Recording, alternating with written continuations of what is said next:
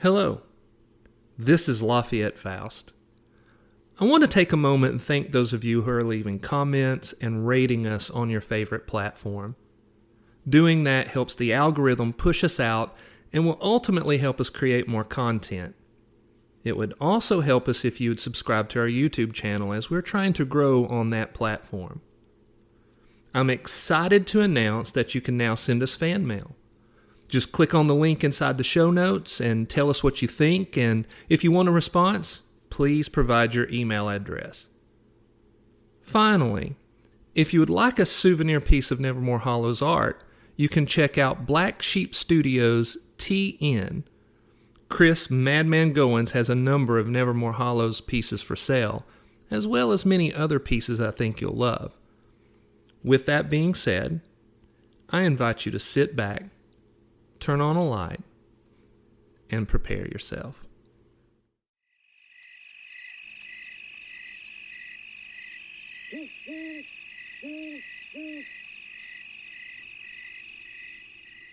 Degataga Wolf woke up to a beautiful spring morning on the day of his 70th birthday, and he knew that it was his day to die.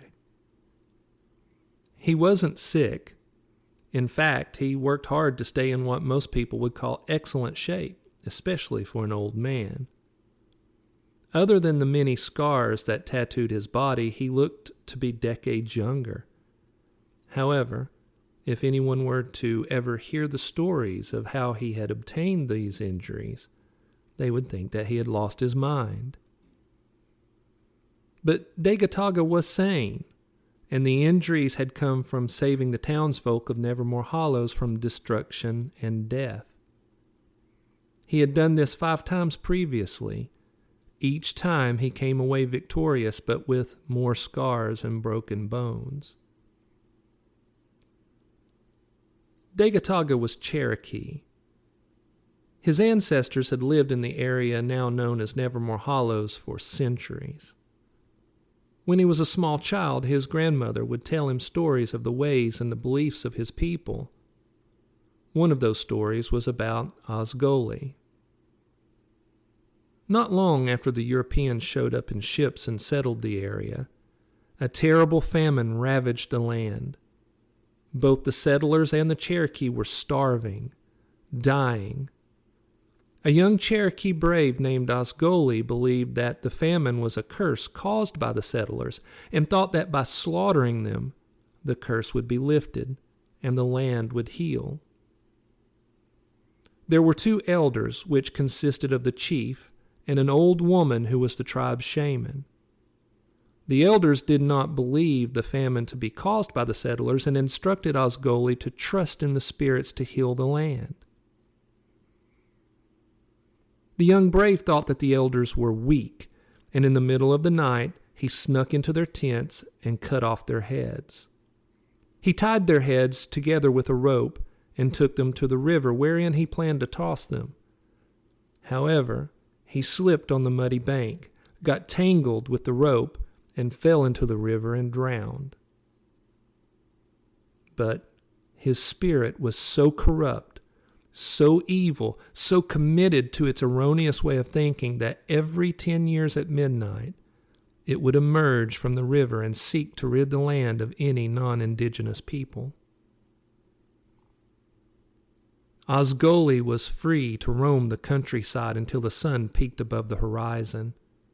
The ghastly heads floated about him at the end of the rope as he sought to pour out his rage. The chief's head was wearing his war bonnet, which resembled a halo of feathers. His face was painted red and black. His eyes were milky orbs, and his mouth constantly chewed the air as if hungry for flesh. The shaman's face was painted like a skull. She wore a crown of antlers that seemed to claw at the air around her. Degataga's grandmother told him that the men in his bloodline had stood against the evil spirit of the young brave, always beating him back into the river, thus saving the townsfolk, except for one terrible night. On that night, Asgoli had slain the warrior who stood against him and had swept down upon the small town of Nevermore Hollows, slaughtering most of the townsfolk. Only 3 families had been spared because it had taken Asgoli most of the night to defeat the Cherokee warrior who had stood against him. He had simply run out of time before dawn. And then Degataga's grandmother had given him his own destiny. She said that upon his 20th birthday, he would be the next in line to take up the fight against Asgoli.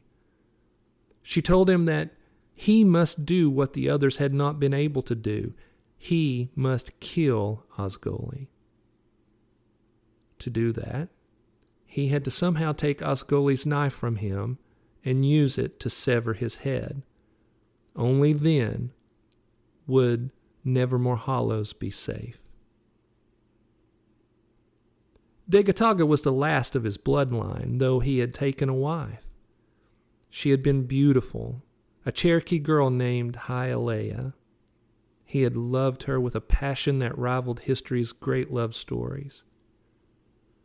They had married 6 months before his 30th birthday, which was also 6 months before he would fight Asgoli for the second time.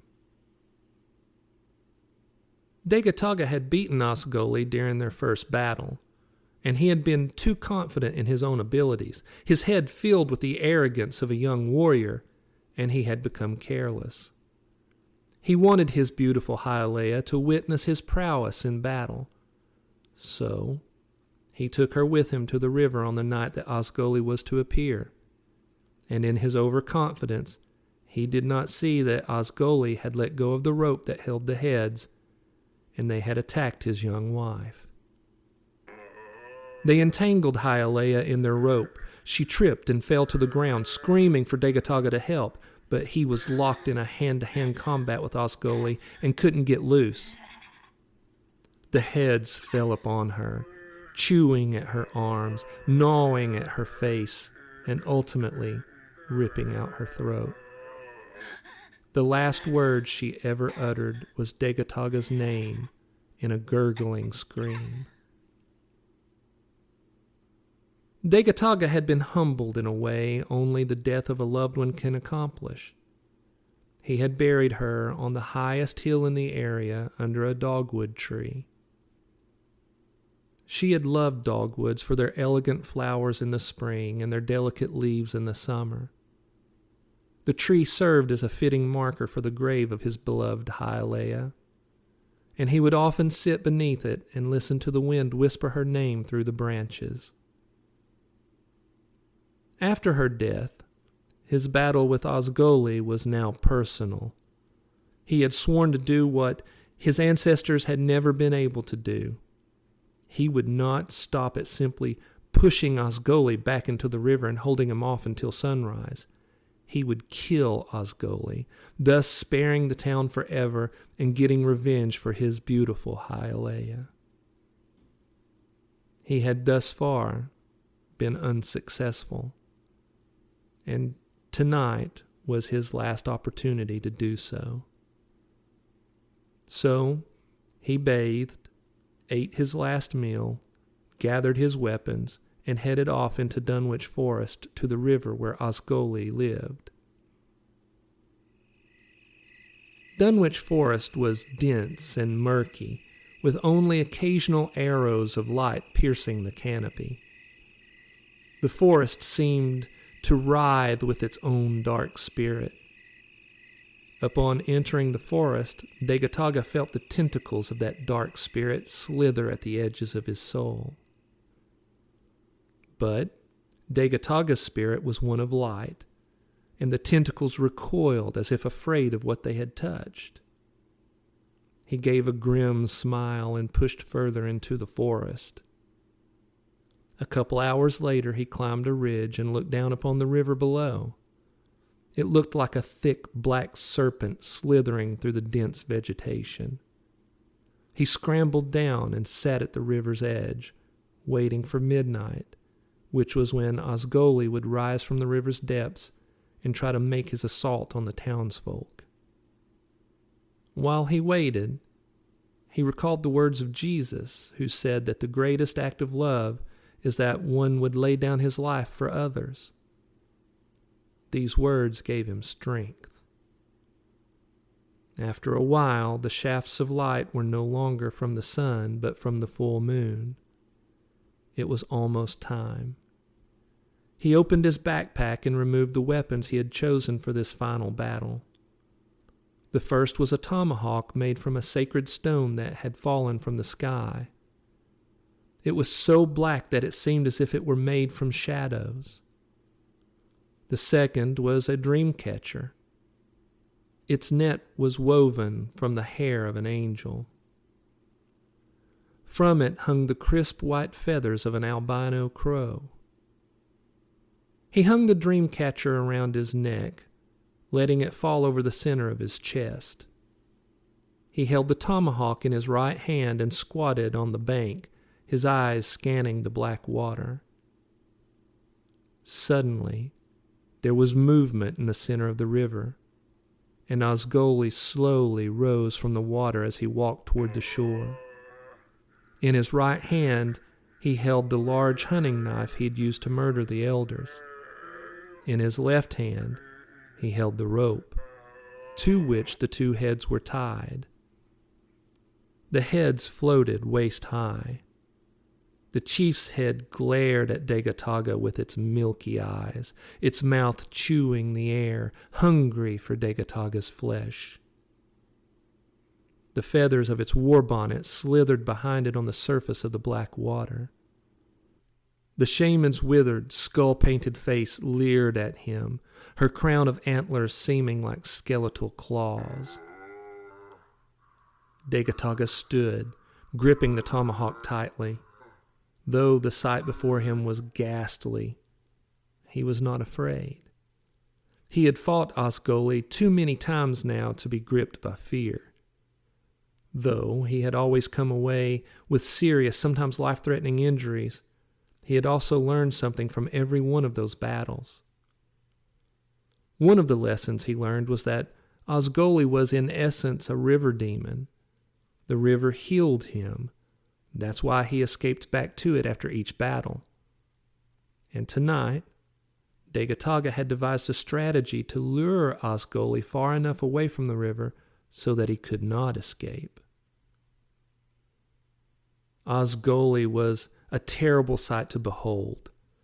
His long black hair fell across his shoulders in two thick braids that glistened with river muck. He was naked except for a loincloth and moccasins. Around his neck curled a snake, its head hanging down over his heart. His skin was greased in a film of slime, and his eyes gave off a hateful crimson glow.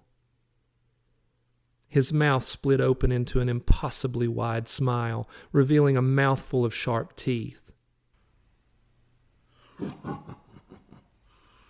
"You're an old man now," he said. His voice was thick and had a slight gurgle, as if his throat was full of river water. Asgoli took 3 confident steps closer, and Degataga retreated 4. "With age comes wisdom," Degataga replied. "Tonight, all this will be over." Asgoli gurgled a laugh. "That's because tonight I will cut off your head and add it to my collection. Then I will slaughter every single person in that town, just like I did your wife."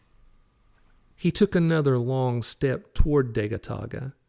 The heads that had been floating at his waist rose up above his head, still tethered to his wrist by the rope. The chief's head bobbled angrily, its mouth chewing.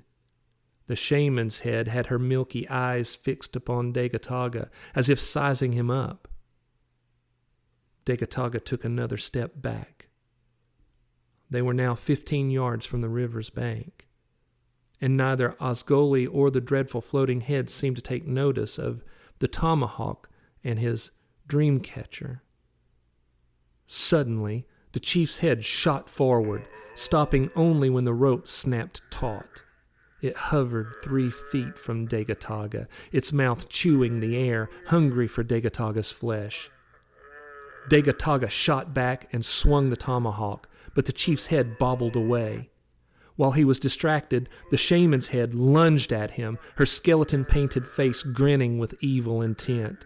She chomped down on his shoulder, and pain shot down through his arm and up his neck. Degataga grunted, grabbed the hag by her hair, and wrenched her free, tearing a chunk of his flesh from his shoulder. Blood flowed freely down his chest and arm. The head tried to shake free with eerie force as if attached to a phantom's body. Degataga raised the tomahawk, intending to smash it into her face, but the chief's head swirled the rope around his wrist, stopping him. Asgoli saw his chance to strike. He stepped forward and slid the blade of his hunting knife between 2 of Degataga's ribs.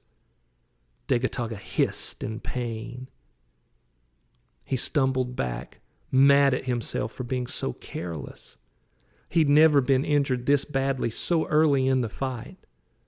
The only reason he didn't fall to the ground was that he was held in place by the taut rope tied to the chief's neck. Asgoli pulled the knife free and raised it high, preparing to slash. Degataga slung the shaman's head around and slammed it against Asgoli's face. The old woman cackled with rage, but it worked.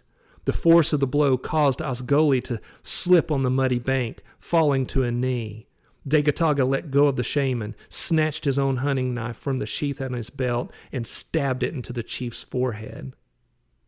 The chief opened his mouth in rage and swirled back, releasing the rope from Degataga's arm. Now that Degataga was free to use the tomahawk, he stepped forward and brought it down onto Asgoli's head.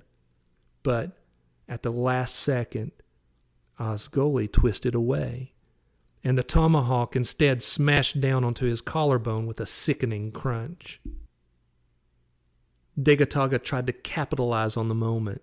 He raised the tomahawk for another blow, but the shaman began chanting a spell. His mind immediately became fuzzy, slowing his reaction time down, allowing Asgoli to juke to the side and slash his blade across Degataga's left thigh. Degataga knew the old woman was casting a dream spell, but the effects were diminished due to the dream catcher hanging around his neck. Asgoli was now on his feet. He strode forward, the 2 heads swirling above him, tethered to his wrist by the rope. Not bad. You're still a warrior. But you can't keep this up, old man. Asgoli was right. Degataga was losing strength. He coughed and tasted blood on his lips, a sure sign of severe internal injury. He had to act fast, use cleverness and experience to gain victory. He turned and made his way to the tree line in a stumbling run. Asgoli, sensing the moment was his to finally defeat his foe of 50 years, followed. Degataga struggled to breathe as his lungs filled with blood. He fell to the ground and raised his left arm in defense as Asgoli ran up and stood over him. The chief's head twirled down and bit Degataga's wrist. Degataga bit back a scream of pain. The shaman continued her chant, but the dream catcher was working at keeping the spell ineffective. Asgoli raised his long knife high. He brought it down, intending to slam the blade into Degataga's chest. But the old man held the tomahawk tight in his right hand and hammered it into Asgoli's left knee, shattering the bone and causing the knife to miss its mark and instead sink deep into Degataga's shoulder. Though he was in terrible pain, it was Asgoli who cried out. It was filled with rage. He let go of the knife and fell on top of Degataga, who rolled and tossed him to the side. The chief still had his teeth sunk into Degataga's arm. It began chewing through the flesh down to the bone. Degataga finally allowed a groan of agony. Then he slammed the tomahawk into the side of the chief's head, shattering the skull and leaving a ghastly hole from which black, slimy brains oozed. But the chief opened his mouth and let go of Degataga's arm. The shaman struck again, but Degataga rolled, pushing himself up, and bashed a tomahawk into the side of her face, dislocating her jaw and shattering teeth. Degataga now had the advantage. Both the heads were injured, and Asgoli was pushing himself up from the ground, favoring his broken leg. Degataga rushed him, the tomahawk held high, then brought it down with a fierce chop, lodging the sharp end deep into Asgoli's forehead. Black blood poured down his face from the wound. It flowed from his nose and mouth. His eyes glowed with confusion. Degataga had never caused such injuries as these before. Then Asgoli realized what was happening. In the past, when Asgoli sensed defeat, he was always able to escape to the river and heal. But in his arrogance tonight, he had allowed the old man to lead him far from the river, and now he had sustained mortal wounds, but Degataga was barring his way. Not that that would matter, considering his leg was broken. He also couldn't rely on the chief or the shaman because the old bastard had smashed them both, rendering them ineffective. Degataga grimaced when he yanked Asgoli's knife from his shoulder. Now, he had done what no other of his kind had been able to do. He had control of Asgoli's knife. Then he stepped forward and said, "You will never harm the innocent, ever again." He grabbed a handful of Asgoli's hair, yanked back, exposing his neck, and used the knife to sever his head. Asgoli's body slumped to the ground, black blood spurting from the stump of his neck. The chief's head and the shaman's head dropped lifeless to the ground. Degataga held Asgoli's head up and stared into his eyes and watched as the red glow faded, leaving only black, waterlogged orbs. He grimaced and tossed the head onto the ground, then stumbled to his knees. A spasm of coughing racked his body, and blood poured over his chin and sprayed onto the grass. He was bleeding profusely from the stab wound between his ribs. Both his shoulders were severely injured, and his forearm had been chewed into a ghastly mess. He knew he had only moments left to live. He resigned himself to the idea that both he and Asgoli would become food for the beasts that roamed the dark woods. Suddenly, he caught a glow from the corner of his eyes, coming from deep within the dark woods. He was surprised to see a swarm of small orbs, each about the size of a marble, twinkling in red and blue and violet and yellow, moving in his direction. They reminded him of a string of Christmas lights, and he gave a weary smile when he realized what they were. His grandmother had told him about the pixies. They were not supernatural beings, though the few people who had ever seen them thought they were. They were simply tiny beings who preferred to stay hidden from mankind. They were neither good nor evil, though they would protect themselves with surprisingly deadly force for such small creatures. She had also told him that it was believed that they carried the souls of righteous warriors into heaven. They floated from the tree line and swarmed around him, their Christmas twinkling making the grim scene surreal. There were 20 or so of them, and 5 separated themselves and hovered over Asgoli's body, They began to pulse together in angry red. Then they swarmed around him, and a glittery red mist fell from them onto the body, which began to sizzle and disintegrate. In less than a minute, all that was left of Asgoli and the severed heads was a red goo on the dark grass. The five returned to the rest and began happily blinking in their various colors. Then, Degataga's eyes lost focus. His eyelids became heavy as a sense of calm washed over him. Knowing that he had laid down his life for others, he drew his last breath. The pixies hovered for a moment, their lights blinking somehow reverently. Then, through some unexplainable force, they lifted Degataga's body and carried it through the deep, dark woods up onto a beautiful hill that was awash in moonlight and buried him next to his sweet Hialeah under a beautiful dogwood tree.